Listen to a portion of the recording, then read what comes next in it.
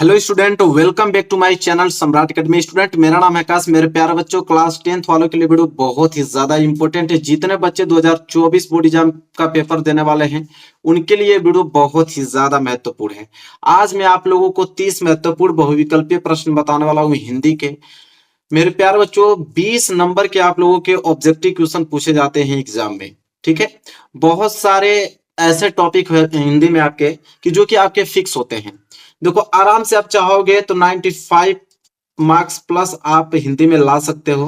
कुछ topic fix होते हैं, जैसे आप लोगों का जीवन परिचय हुआ, गद्यांश पद्यांश संस्कृत का हुआ, पत्र लेखन हुआ, और साथ ही साथ आपका निबंध हुआ। ये सारी चीजें फिक्स हैं, लेकिन कुछ ऐसी चीजें हैं जो कि फिक्स नहीं होती हैं। ठीक है, कोई बता नहीं पाएगा आप लोगों को यही आएगा, जिसमें से वो आपका बहुविकल्पीय प्रश्न। ऑब्जेक्टिव क्वेश्चन को कोई बता नहीं पाएगा कि यही प्रश्न आने वाले हैं। तो इसलिए ज्यादा से ज्यादा आप लोगों को ऑब्जेक्टिव क्वेश्चन पढ़ने पड़ेंगे, ताकि यहाँ पे आप लोगों के 20 नंबर जो है बिल्कुल मिल सके। अगर ये 20 नंबर स्कोर कर डालोगे तो वो चीजें तो, और सारी चीजें जो होती हैं 50 नंबर की, वो तो फिक्स होती है, जिसमें आप पूरा नंबर ला पाओगे।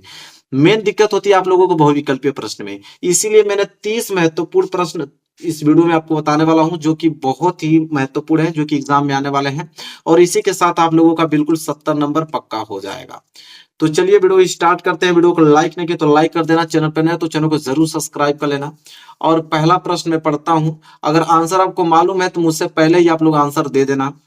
पहला प्रश्न जैसा कि देख पा रहे हो, यह है कि निम्नलिखित कथनों में से कोई एक कथन सही है, उसे पहचान कर लिखिए। 4 ऑप्शन दिया हुआ है और इन चारों ऑप्शनों को आपको पढ़ना है, और पढ़ने के बाद आपको मालूम चलेगा कि कौन सा कथन सही है। जो कथन सही रहेगा उस पे आप लोगों को लिखना है उसको। तो मेरे प्यारे बच्चों, इसमें जो राइट आंसर हो जाएगा ऑप्शन नंबर डी होगा। अगर आप लोग जानते हो तो मुझसे पहले कमेंट कर देना, क्योंकि अजंता के जो लेखक हैं वह डॉक्टर भगवत शरण उपाध्याय हैं। ठीक है, तो डी वाला ऑप्शन क्या हो जाएगा, बिल्कुल राइट आंसर हो जाएगा इसका। इसके बाद अगर हम बात करें तो दूसरा प्रश्न जो इसका है, दूसरा प्रश्न यह है कि क्या लिखूं, किस विधा की रचना है। ठीक है, तो निबंध, नाटक, उपन्यास की कहानी। ठीक है, तो किस विधा की रचना है, क्या लिखूं। तो मेरे प्यारे बच्चों, ये है आपका निबंध विधा की। ठीक है, तो पहला वाला ऑप्शन क्या हो जाएगा, राइट आंसर हो जाएगा। इसके बाद तीसरा प्रश्न देखो, तीसरा है गुनाहों के देवता उपन्यास के लेखक हैं। तो गुनाहों के देवता उपन्यास के लेखक जो है मेरे प्यारे बच्चों, वह आपके धर्मवीर भारती जी। और पहला वाला ऑप्शन बिल्कुल राइट आंसर हो जाएगा। चौथा प्रश्न देखिए क्या है, और इन सभी प्रश्नों को आपको तैयार करना है, एक भी प्रश्न भूलना नहीं। अगर 20 में 20 नंबर लाना चाहते हो तो आपको सारे प्रश्न याद होने चाहिए। अगला है कि चिंतामणि निबंध संग्रह है। तो चिंतामणि निबंध संग्रह जो है मेरे प्यारे बच्चों, किनकी है, तो रामचंद्र शुक्ल जी की रचना है, सबको मालूम है। रामचंद्र शुक्ल जी का यह निबंध संग्रह है चिंतामणि। तो पहला वाला ऑप्शन क्या हो जाएगा, राइट आंसर। इसके बाद पांचवा प्रश्न देखिए क्या है, पांचवा है गबन। गबन उपन्यास है। तो गबन उपन्यास है किनके, तो प्रेमचंद्र जी का है, मालूम है आप लोगों को। पहला वाला ऑप्शन क्या हो जाएगा, राइट आंसर हो जाएगा। इसी के साथ हम आगे बढ़ेंगे क्वेश्चन नंबर 6 की तरफ। क्वेश्चन नंबर 6 है आकाश द्वीप और ममता कृति है। तो आकाश द्वीप और ममता कृति, ये दोनों कृतियां किनकी हैं, तो ये दोनों कृतियां मेरे प्यारे बच्चों जयशंकर प्रसाद जी की हैं। और पहला वाला ऑप्शन क्या हो जाएगा, राइट आंसर हो जाएगा। चलिए, क्वेश्चन नंबर 6 भी हो गया। 7 देखिए, क्वेश्चन नंबर 7 यहाँ पे है कि कलम का सिपाही की रचना किसने की।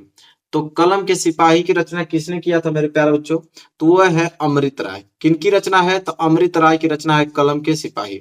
बी वाला ऑप्शन जो है वो बिल्कुल करेक्ट आंसर हो जाएगा। आठवां प्रश्न देखें, आठवां प्रश्न है कि मुंशी प्रेमचंद्र द्वारा संपादित पत्रिकाएं हैं। तो मुंशी प्रेमचंद्र द्वारा संपादित पत्रिकाएं कौन है इन चारों ऑप्शनों में से, तो वह है आपके मर्यादा और हंस। पहला वाला ऑप्शन क्या हो जाएगा, राइट आंसर हो जाएगा। इस पे आप लोग क्लिक कर लेना, मर्यादा और हंस। बहुत इंपॉर्टेंट यह प्रश्न है मेरे प्यारे बच्चों, एग्जाम में आपको हर साल ये प्रश्न पूछे जाते हैं। इसके बाद अगर हम बात करें 9 प्रश्न, तो 9 प्रश्न है कि छायावादी युग के प्रमुख लेखक हैं। तो छायावादी युग के प्रमुख लेखक जो मेरे प्यारे बच्चे हैं वो है राम कुमार वर्मा जी। और सी वाला ऑप्शन क्या हो जाएगा, राइट आंसर हो जाएगा, राम कुमार वर्मा। इसके बाद 10वां प्रश्न जो है, 10वां है गुलाब राय द्वारा रचित आत्मकथा कौन सी है? तो गुलाब राय द्वारा रचित आत्मकथा जो है मेरे प्यारे बच्चों वो है आपकी मेरी असफलताएं। और ये सी वाला ऑप्शन सही हो जाएगा। यह प्रश्न 2023 में भी आपके एग्जाम में आया था, ठीक है, और 2024 में पूछा जाएगा। 11वां प्रश्न बात करें तो 11वां प्रश्न है कि अजात शत्रु किस विधा की रचना है?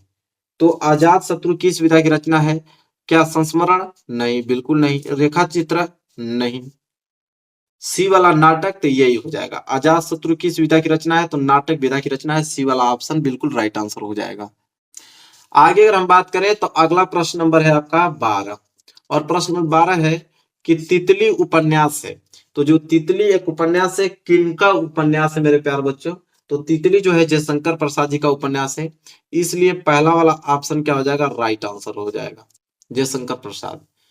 इसके बाद अगला प्रश्न नंबर 13 है कि हिंदी साहित्य में शुक्ल युग की समय सीमा है। तो शुक्ल युग की समय सीमा कितनी मानी जाती है मेरे प्यारे बच्चों? तो 1919 से लेकर 1938 तक मानी जाती है। बी वाला ऑप्शन क्या हो जाएगा? बिल्कुल राइट आंसर हो जाएगा। इसके बाद 14 प्रश्न देखो क्या है, मेरी आत्मकथा किस विधा की रचना है? तो देखो मेरी आत्मकथा जो है वो किस विधा की रचना है? वो है आपकी आत्मकथा विधा की रचना, और सी वाला ऑप्शन क्या हो जाएगा? राइट आंसर हो जाएगा, आत्मकथा। इसके बाद देखो 15वां प्रश्न है। 15वां है कि संस्कृत के 4 अध्याय के लेखक हैं।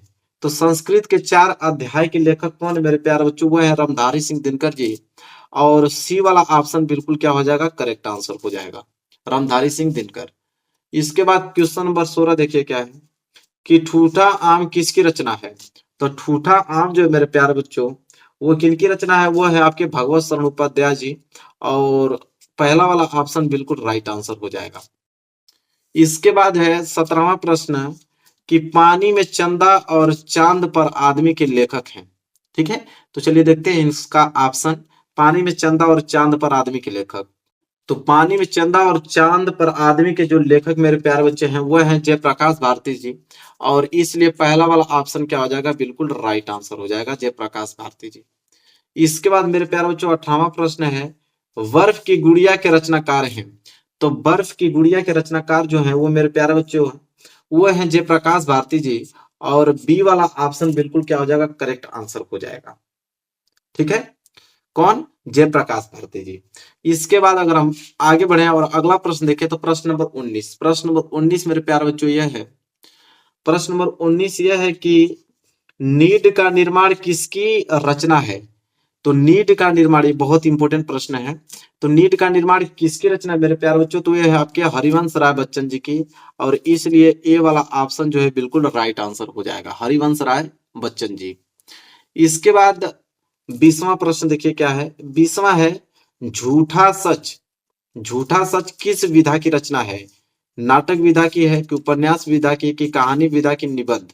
तो झूठा सच, अगर आपको आंसर मालूम है तो मुझसे पहले इसका जरूर बता देना, क्योंकि सिंपल प्रश्न है।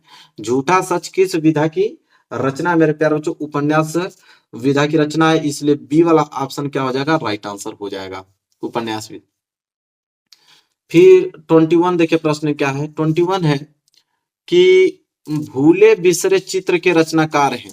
तो देखो भूले बिसरे चित्र के जो रचनाकार हैं कौन है मेरे प्यारे बच्चों? भगवती चरण वर्मा जी हैं कि यशपाल हैं कि प्रेमचंद्र जी हैं कि जयशंकर प्रसाद जी हैं? तो देखो भूले बिसरे चित्र के जो रचनाकार हैं वह आपके भगवती चरण वर्मा जी हैं, इसलिए पहला वाला ऑप्शन बिल्कुल राइट आंसर हो जाएगा। आगे बात करते हैं, अगला प्रश्न है प्रश्न नंबर 22, और प्रश्न नंबर 22 है कि ठलुआ क्लब निबंध के रचनाकार हैं। तो ठलुआ क्लब निबंध के जो रचनाकार हैं कौन है? गुलाब राय हैं कि आचार्य रामचंद्र शुक्ल जी कि सरदार पूर्ण सिंह हैं कि इनमें से कोई नहीं? तो मेरे प्यारे बच्चों ठलुआ क्लब निबंध के रचनाकार गुलाब राय जी हैं, और पहला वाला ऑप्शन बिल्कुल राइट आंसर हो जाएगा। चलिए क्वेश्चन नंबर 22 भी कंप्लीट हो गया। क्वेश्चन नंबर 23 की तरफ बढ़ते हैं। चलिए देखिए क्वेश्चन नंबर 23 क्या है। क्वेश्चन नंबर 23 है एकांकी सम्राट कहा जाता है। तो एकांकी सम्राट किसे कहा जाता है? राम कुमार वर्मा को, कि यहाँ पे सेठ गोविंद दास को, कि हरिकृष्ण प्रेमी को, कि मोहन राकेश को? तो एकांकी सम्राट कहा जाता है मेरे प्यारे बच्चों राम कुमार वर्मा को, इसलिए पहला वाला ऑप्शन बिल्कुल क्या हो जाएगा, करेक्ट आंसर हो जाएगा। ठीक है, राम कुमार वर्मा को। इसके बाद अगर हम बात करें तो क्वेश्चन नंबर 24 देखिए क्या है। क्वेश्चन नंबर 24 है कि निम्नलिखित कथनों में से कोई एक कथन सही है, उसे पहचान कर आपको लिखना है। पहला है कि प्रेमचंद्र एक महान कवि के रूप में प्रसिद्ध है। ठीक है, तो प्रेमचंद्र एक महान कवि के रूप में प्रसिद्ध है, नहीं, बिल्कुल नहीं, ये क्या बिल्कुल गलत है। दूसरा है गुनाहों के देवता उपन्यास के लेखक डॉक्टर धर्मवीर भारती हैं। तो देखो पहली बात तो गुनाहों के देवता एक उपन्यास ही है और उसके लेखक डॉक्टर धर्मवीर भारती जी हैं, इसलिए ज्यादा पढ़ने की जरूरत नहीं है, बी वाला ऑप्शन ही क्या हो जाएगा, बिल्कुल करेक्ट हो जाएगा। इसके बाद अगर हम आगे बढ़े और अगला प्रश्न देखें 25 प्रश्न है, उसने कहा था किस विधा की रचना है।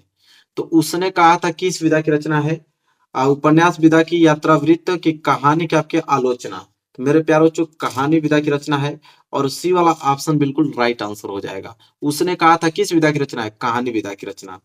इसके बाद आगे बढ़ेंगे और अगला प्रश्न है 26 और 26 प्रश्न है कि हास्य रस का अस्थाई भाव क्या है। यह प्रश्न बहुत इंपॉर्टेंट है, अभी तो 2023 में बहुत ये प्रश्न पूछा गया था कि हास्य रस का अस्थाई भाव।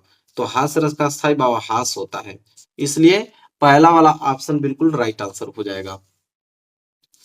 आगे बढ़ेंगे, अगला प्रश्न है 27 कि हे खग मृग है मधुकर श्रेणी तुम देखी सीता मृग नैनी में कौन सा रस है। अब इस पंक्ति में बताना कि कौन सा रस का प्रयोग किया गया है। तो 27 का राइट आंसर क्या होगा मेरे प्यारे बच्चों, क्या हास रस का प्रयोग किया गया है कि करुण रस का कि वीर रस का, कि इनमें से कोई नहीं। तो मेरे प्यारे बच्चों हे खग मृग है मधुकर श्रेणी तुम देखी सीता मृग नैनी, ठीक है, इसमें करुण रस का प्रयोग किया गया है, इसलिए बी वाला ऑप्शन बिल्कुल क्या हो जाएगा, राइट आंसर हो जाएगा। चलिए 27 क्वेश्चन हो गया। आगे बढ़ेंगे 28वां प्रश्न देखिए क्या है। 28वां मेरे प्यारे बच्चों यह है, रोला के प्रत्येक चरण में कितनी मात्राएं होती हैं। 16 मात्राएं होती हैं कि 20 मात्राएं कि 24 मात्राएं कि 28 मात्राएं। तो रोला यहाँ पे क्या है, रोला, तो रोला के प्रत्येक हर एक चरण में कितनी मात्राएं होती है मेरे प्यारे बच्चों, तो 24 मात्राएं होती हैं, इसलिए यहाँ पे सी वाला ऑप्शन क्या हो जाएगा, बिल्कुल राइट आंसर हो जाएगा। इसके बाद अगर हम बात करें आगे तो प्रश्न नंबर 29, प्रश्न 29 है राजा रानी में कौन सा समास है, द्वंद्व समास, द्विगु समास, कर्मधारय समास की बहुव्रीहि समास। देखो राजा रानी, जब भी योजक चिन्ह आ जाए, इधर राजा लिखा है फिर योजक चिन्ह लगा हुआ फिर रानी, तो जब भी योजक चिन्ह दे के पूछे कौन सा समास है तो हमेशा द्वंद्व समास होता है, इस बात को नोट कर लेना और पहला वाला ऑप्शन क्या हो जाएगा, राइट आंसर हो जाएगा। इसके बाद अगर हम बात करें 30वां प्रश्न और लास्ट प्रश्न है कि अग्नि का पर्यायवाची है। तो अग्नि का पर्यायवाची अनल होता है कि पावक होता है कि आग के उपयुक्त सभी। तो सबको मालूम है कि अग्नि का पर्यायवाची शब्द अनल भी होता है और पावक भी होता है और आग भी होता है, मतलब तीनों होता है अग्नि का पर्यायवाची शब्द, इसलिए ऑप्शन डी जो है इस प्रश्न का राइट आंसर हो जाएगा, उपयुक्त सभी। तो मेरे प्यारे बच्चों 30 हमने क्वेश्चन बताया आप लोगों को, जिसमें से आपको 20 क्वेश्चन आपको किसी कीमत पे आप लोगों को 20 में 20 लाना है। तो ज्यादा से ज्यादा ऑब्जेक्टिव पे ध्यान दो, क्योंकि अब मैंने बताया शुरू में कि बहुविकल्पीय प्रश्न ही ऐसे होते हैं जो फिक्स नहीं होते हैं, कुछ भी दे सकता है, इसलिए ज्यादा से ज्यादा उसकी प्रैक्टिस करो। जितना हो सके मैं मोस्ट इंपोर्टेंट क्वेश्चन देता रहूंगा जो कि हर साल एग्जाम में आते हैं, ताकि आपका 20 में 20 नंबर ये उधर क्लियर हो पाए। तो मेरे प्यारे बच्चों वीडियो को लाइक कर देना, चैनल पर नए हो तो चैनल को जरूर सब्सक्राइब कर लेना और मिलेंगे एक प्यारे से नेक्स्ट वीडियो में, तब तक के लिए धन्यवाद।